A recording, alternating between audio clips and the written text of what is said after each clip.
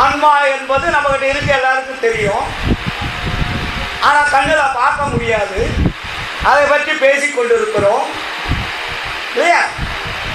ஆணவம் கண்மம் மாயை என்பது ஆன்மாவை மறைத்து கொண்டிருக்கிறது. அது எங்கே இருக்கிறது? நம்ம உடம்புக்குள்ள இருக்கு. உடம்புக்குள்ள எந்த இடத்துல இருக்கு? உச்சிக்கு கீழே உள்நாட்டுக்கு மேலே கரணங்கள் கூட்ட மத்தியில் மூளையின் மத்தியிலே செயல்பட்டு கொண்டிருக்கும். அது யாருக்கும் தெரியாது. ஆனால் அது ஒரு ஒளி வட்டமானது, புள்ளி வட்டமானது. அதை சுற்றி 7 திரைகளாக மறைக்கப்பட்டிருக்குன்னு வள்ளலார் சொன்னார்.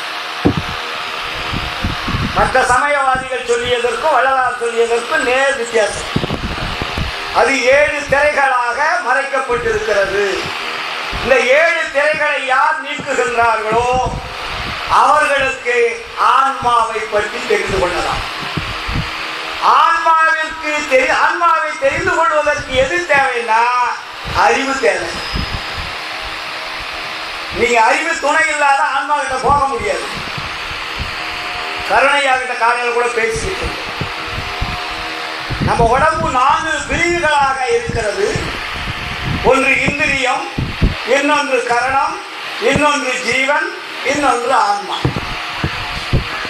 அப்ப நம்ம எந்த முறையிலே வாழ்ந்து கொண்டிருக்கிறோம் என்றால் அறிவை சார்ந்து யாரும் வாழவில்லை. புத்தியை சார்ந்துதான் வாழ்ந்துட்டு இருக்கோம். புத்தி எந்த இடத்துல இருக்கு? 2வது இடத்துல இருக்கு. கரணங்கள் இருக்கு. அப்ப அந்த புத்தி கூட யாருடைய கண்ட்ரோல் இருக்கு? மனத்தினுடைய கண்ட்ரோல் இருக்கு. அதனால்தான் முதல் மனம், புத்தி, சித்தம், அகங்காரம், உள்ளம். அப்ப மனதினுடைய கண்ட்ரோல்ல தான் நீங்க வாழ்ந்து கொண்டிருக்கிறீர்கள். அறிவு என்ற கண்ட்ரோலில் நாம் வாழவில்லை. அறிவு என்பது எங்கே இருக்கிறது? ஆன்மாவில் இருக்கிறது. அப்ப ஆன்மாவிற்கு சென்று அந்த அறிவை நீங்கள் தெரிந்து கொள்ள வேண்டுமானால் எது தேவை? இங்கதான் வள்ளலார் நமக்கு ஒரு தெளிவுபடுத்துகிறார். ஆன்மாவை தெரிந்து கொள்வதற்கு அறிவு என்பது தேவை.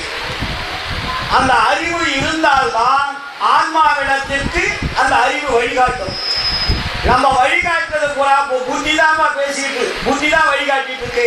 புத்தி சொல்ற மாதிரி தான் நம்ம வாழ்ந்துட்டு இருக்கோம். புத்தி என்பது உண்மையும் பொய்யும் கலந்ததுக்கு பேரு புத்தி. அறிவு என்பது பொய் பேசாது, பொய் தெரியாது.